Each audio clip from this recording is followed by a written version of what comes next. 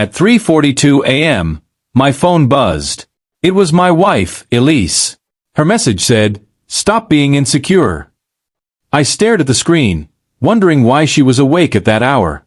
She had told me she was staying late at a friend's house after a birthday dinner. Yet, for several hours, her calls had gone unanswered, and her location had disappeared from our shared app. I had tried not to overthink it. Then I noticed something. Her phone had reappeared online from a hotel. I took a screenshot of the location and sent it without another word. My hands were shaking. Within seconds, Elise called. I answered, but she remained silent. She asked, "Why are you tracking me?" Her voice sounded nervous. I told her I wasn't tracking her. The location had appeared on our shared account. She insisted the app was wrong. I asked why she was at a hotel if she was supposed to be at her friend's house. She said she had gone there because everyone decided to continue the celebration. I asked who everyone was. She hesitated.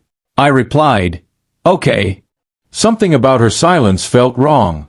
I could hear the uncertainty in her voice. I listened. Finally, 11 minutes later, headlights swept across our curtains. Elise rushed through the front door, wearing her dress. She looked frightened. "Please let me explain," she said. I asked her to tell me everything. She claimed her friend had booked a hotel room because the restaurant had closed, and several people continued talking there. I asked where her friend was. Elise looked down. Then she admitted her friend had left hours earlier. She had remained behind with a man named Adrian, someone I had heard about but never met. My stomach tightened. I had never seen her that frightened. I asked whether anything had happened between Elise and Adrian. She said no. She explained that Adrian was a friend from her office who had been struggling with problems. He had asked Elise to stay because he needed someone to talk to. I asked why she had hidden hotel location and told me she was at her friend's house. She began crying. She admitted she had been afraid I'd misunderstand. I told her that hiding the truth created the misunderstanding she feared.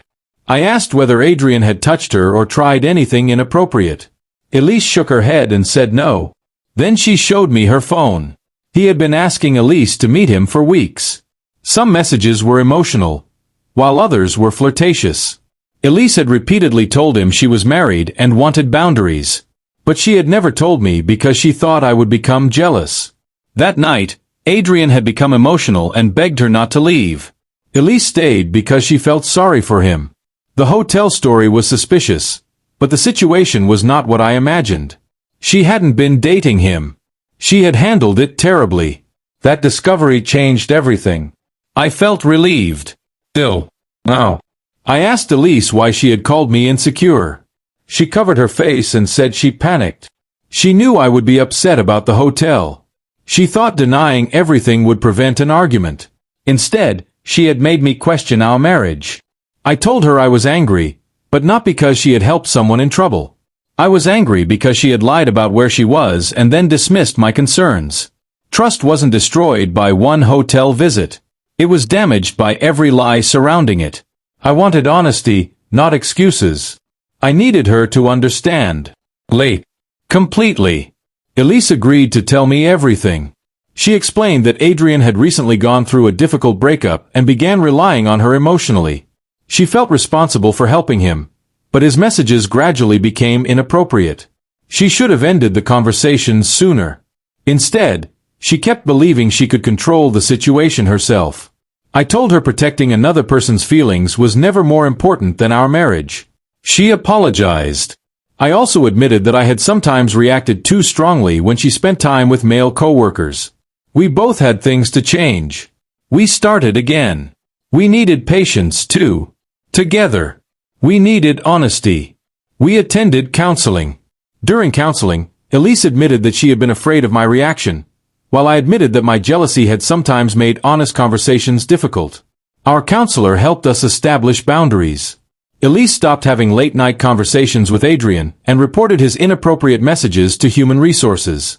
I promised to ask questions before making accusations. Adrian left the company after other employees reported similar behavior. The situation became less painful. We learned that trust wasn't believing each other blindly. It meant creating a relationship where honesty felt safer than secrecy. That became our step forward. We moved forward. Slowly. Daily. Elise and I were doing better. She still apologized about that 3:42 a.m. message. I told her the words, "Stop being insecure," had hurt because they made me feel foolish for asking questions. She understood. She said, "I thought hiding the truth would protect our marriage." I replied, "The truth doesn't destroy healthy marriages. Secrets do." She nodded. We understood that night differently now. I had feared I was discovering an affair. She had feared I would accuse her of one. Neither fear was unreasonable, but honesty could have prevented both. The memory mattered, but it no longer controlled us. I still remember 11 minutes between sending the screenshot and hearing Elise come through the door. At the time, they felt endless. I expected to uncover betrayal. Instead, I uncovered a marriage that needed better communication and better boundaries. Elise hadn't cheated, but she had made choices that could have destroyed our trust. I hadn't handled my suspicion perfectly either.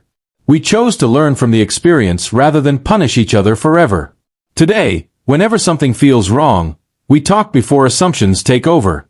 That night taught us something simple. Insecurity asks questions, while trust gives honest answers. We grew stronger.